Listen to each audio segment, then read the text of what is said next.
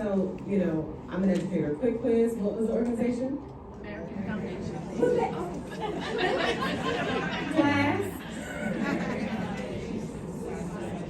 There we go. What's the number?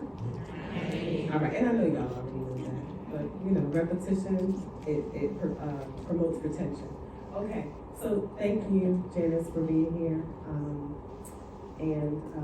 It's interesting when we're in our spaces doing what we do, how people will say, well, you need to meet so-and-so. And that's how Janice and I got connected. So thank you for being here today. Without further ado, another connection that came about through the work of the Eugenia Center, we had the privilege of being at another event this past fall. Some of our students in the room were there also. And we met Mrs. Farley. And so glad to have her with us today to share her story. And as you can see here, we're going to have another parent perspective around the themes of loss and transformation, mental health advocacy, grief and love, and also sharing hope. So as a mother, a survivor, and advocate, we welcome you, Mrs. Farley.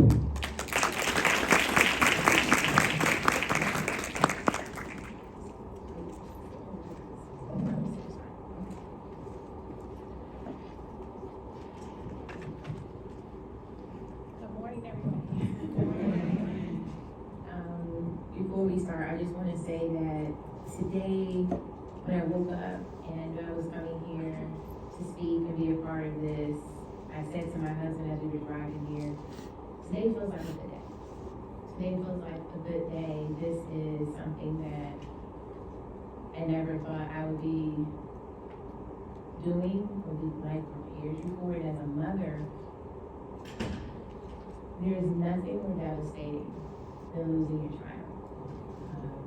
I had my kid at 18, I was a single parent, and we were like this every day throughout the journey. And to be here today, sane and functioning is part of my journey. And I know it's not that I'm excited to be here. I'm proud of me that I'm able to be here and speak about him, and to be able to say, I did it, and whatever is meant for me next on this journey, I want to do it in my own time and space and grace. So thank you for allowing me to be here today.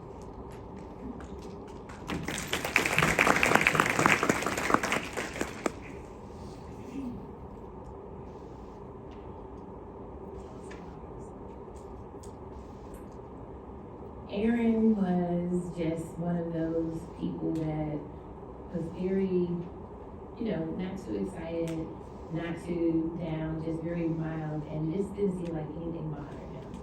Just looking at the picture right now, which is one of my favorite pictures of the two of us, he just had a smile.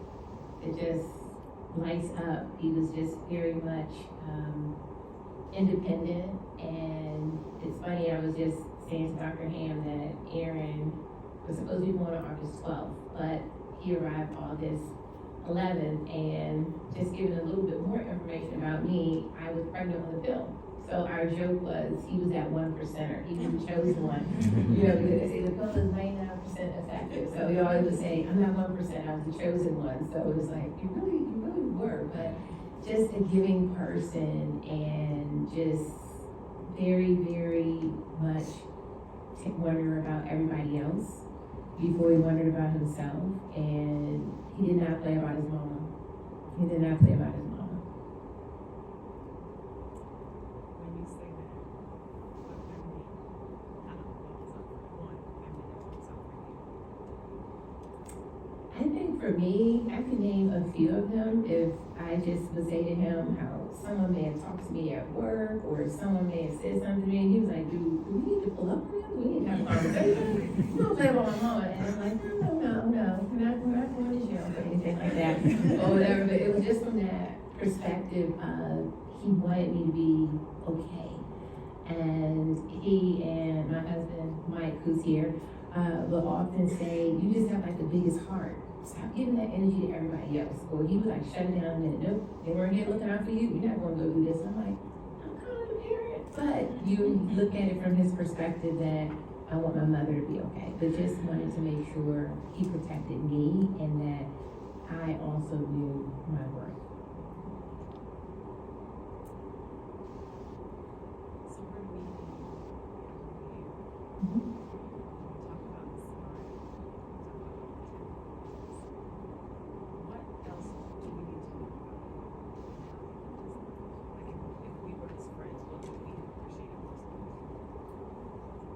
appreciate about Aaron is that he was loyal.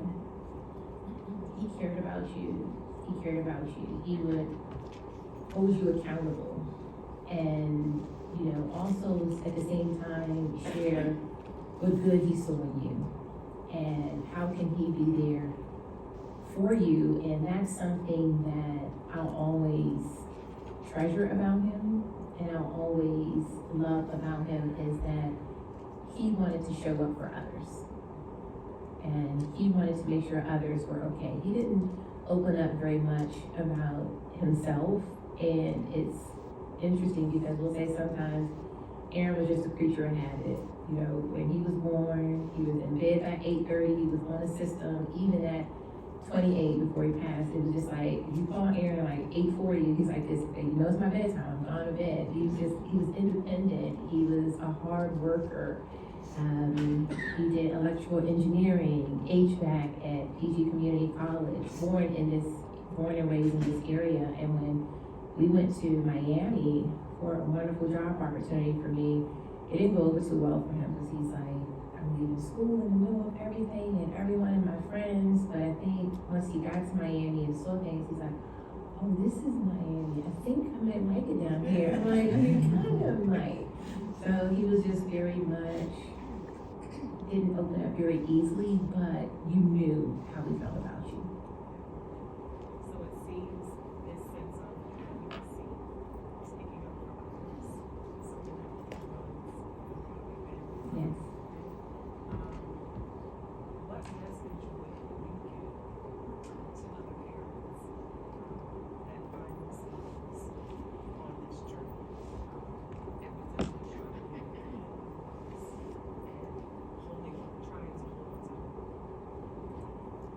My suggestion of what I would say from me with my journey is to allow yourself grace. I would never want to tell a mother, a parent, whomever who's lost their child, oh, I lost mine too, I know exactly what you're going through. That's not fair, because everyone identifies with it differently. I would say on my journey, I honestly said, I just need to get through the next 15 minutes of my life. That I went through a part where, okay, we buried him on November 7th. That was on a Saturday. I needed to go to work on that night, and I think I needed to go because I had to get out of that house. I had to get away from all the flowers, the deliveries, and the house just seemed so empty, even though he hadn't lived there in a couple of years. I needed to find some normalcy, and I realized I was running from it, and then, we get a boxer for emotional support. The day we get her, I fall that night and I break my ankle in 3 places. I don't walk for like 10 months. And I'm like, God, you win. You win. Like, what am I supposed to do? And it forced me to sit with, I lost my son. And whatever your journey is like, I would just offer as the suggestion is to be kind to yourself.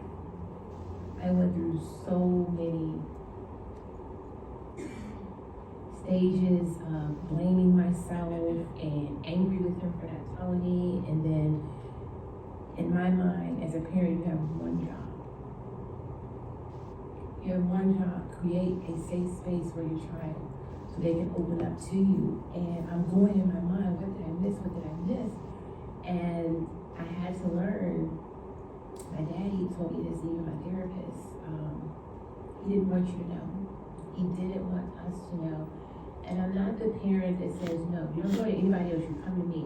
That wasn't it. He could have went to Joe on the corner if he found someone he could trust and talk to. I don't care where you go to get that help. That's just something that I feel like I blamed myself, and I went through so many different emotions, and then it didn't happen until maybe 2.5 years later that I realized this is trauma.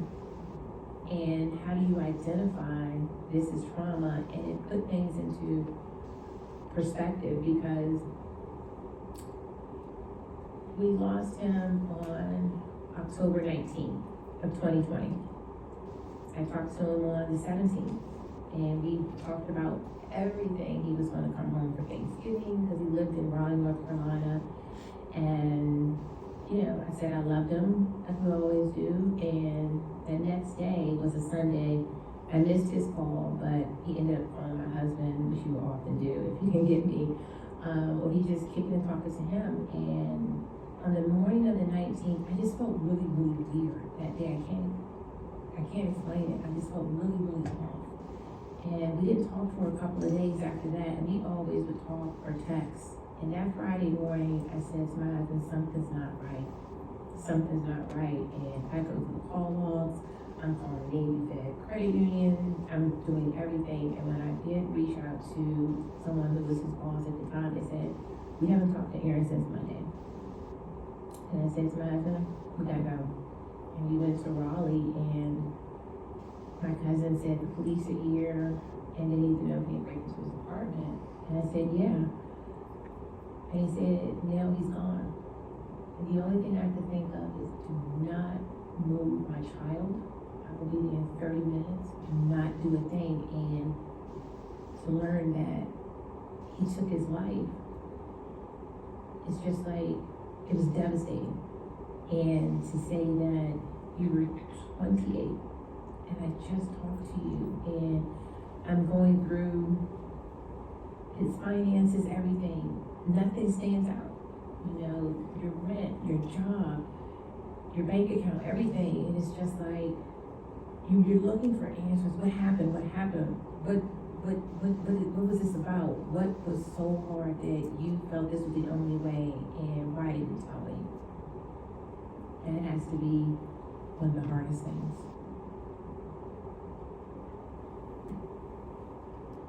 I'm gonna join you so that everybody can hear well. Okay. But I don't want to eclipse. We're centering you. Okay. Which is why I sat down. Okay. Okay, but Yes, we ma'am. are recorded, so we wanna make sure that we pick up everything. Absolutely. As a mother, I'm connected with you, right? I have a son, he's 17, right? And I'm hearing you, this is not on the script, so Sure. we just leave it.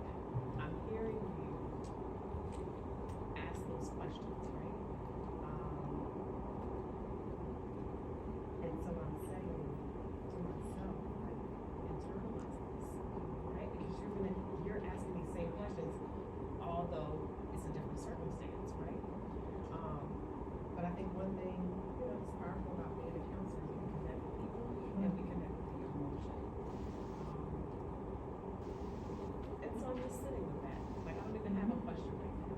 I just am sitting with he didn't want me to know. And we want to know, Correct. right? It's our job to know as counselors, right? We are caring for 700 students in your school, right? Despite those good ratios that we're supposed to have. Sure. And I'm honestly just really taken with you sitting here sharing your story, just like our previous guests. And your son was 28, right? Doing well, communicating. All things appeared as they normally are. Right? So how did you move from the point of those questions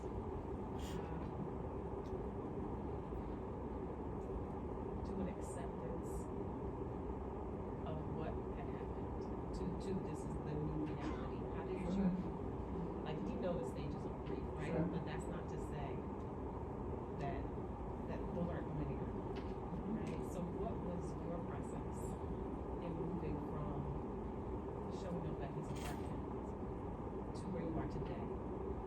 Absolutely. I think that process is, if I'm being honest, that first week, those first few days, those first few hours, a lot of it, because this October will be 5 years. October 19th will be 5 years, and a lot of it is a blur.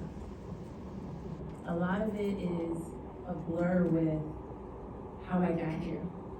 It is through, not, part of it was, I don't recognize myself. Because I only know me as Aaron's mother. that only know me to check on Aaron, to say, oh my goodness, I just saw something so funny, or King of Queens is on, we end up texting each other, it's one of our shows, that's all I knew, and I don't know this person. And I'm afraid to know this person because me moving on without my son doesn't seem right. So it is a lot of therapy. It is a lot of tears. It was a lot of trying to see what would work, what wouldn't work. That means I was either throwing myself into work, or I'm shutting down at home, or I'm just trying to make sure everything is okay. And all I'm trying to do during that early stage is just find one good day.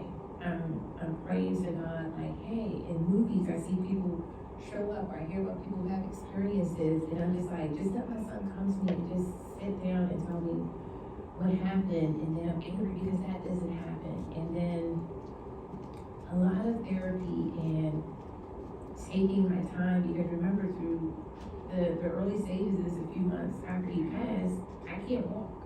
I mean, I am 3 places breaking my ankle, and I'm frustrated with that. I can't even put any pressure on it. I can't do anything really for myself. My husband has to do it, but how does he deal with his grief? And I miss my daddy. I can't really go to Key West to see him and my mom because of COVID, everything, and you're just like, I hate it here. I hate being here without him. And if I'm being completely honest, all I wanted to do was we buried him on November 7th. That my birthday is the 13th, in between there. I'm really navigating saying, how do I exit? Do I just get through with my birthday? What does that do to my husband? What does that do to my father? And it made me think, he was holding on for just me. And that hurts me. And I just had to do whatever I thought felt right. There were days I would be on that Peloton, but it was 3 in the morning, I'm riding an hour and a half, 2 hours, or I'm cooking, I'm just trying different things. And I was saying through it,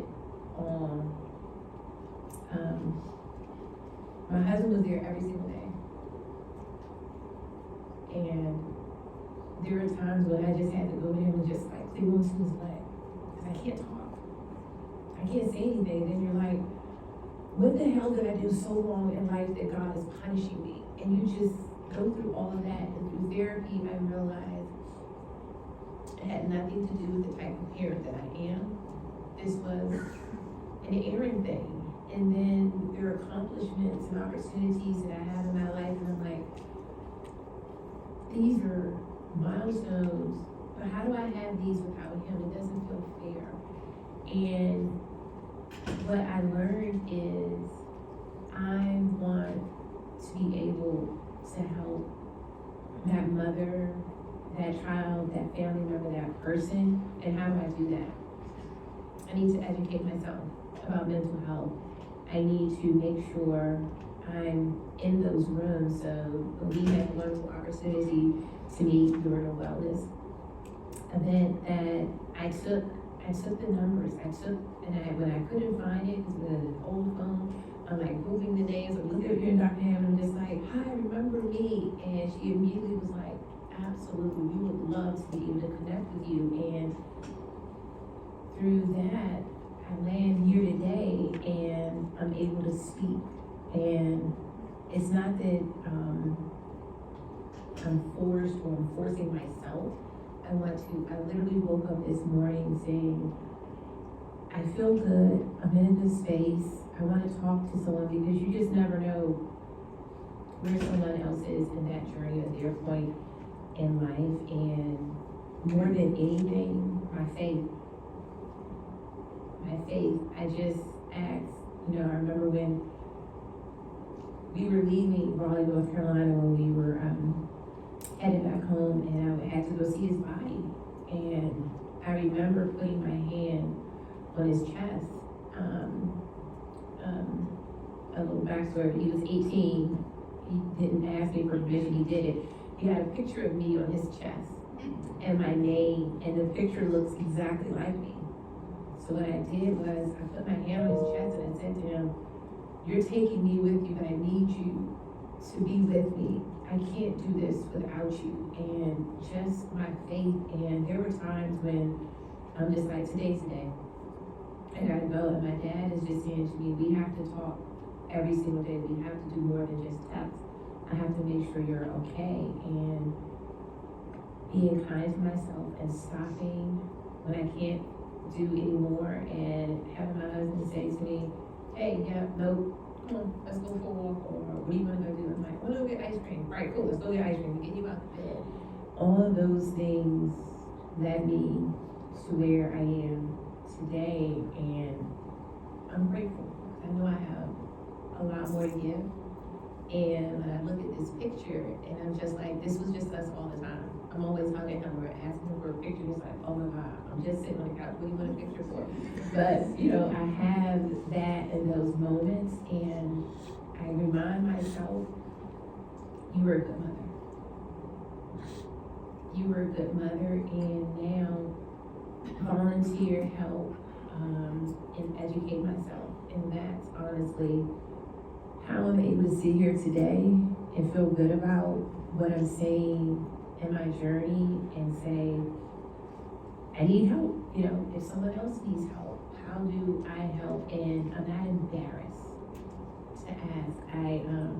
We hugged a few moments ago, the other one who was just here, and I said to her, I want to be able to volunteer, I want to help, and whatever that journey looks like, I'm preparing myself for it.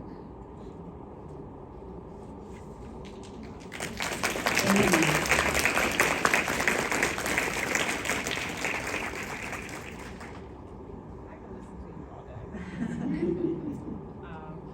When we met, you just have such a striking presence. And I had no idea then that this was your story, right? So I want to say first, thank you for sharing. And thank you for linking ours with our professional school counselors, right? For serving middle school parents, high school parents, right? And it's helpful for us to understand the stories behind each of the Mrs. Broadway just said that she was yelling. I don't know if y'all heard that the way I did. Some of we all can connect with her lunch. Absolutely. Thank you, Mrs. Broadway. Thank you.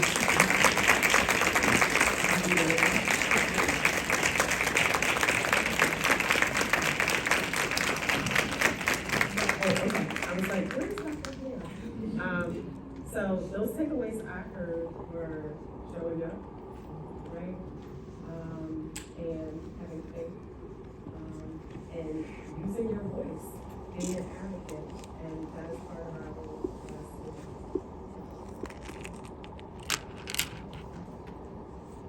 And we just really are grateful, thank you so much, because you didn't have to share your story, and your experience, and also to Jessica from the American Federation Suicide Prevention Association, and so mark that date, April the 23rd, in your calendar, if that is something that fits for you, Out of Darkness, and so what we're gonna have now is this conversation about actually hearing from the voices of young adults.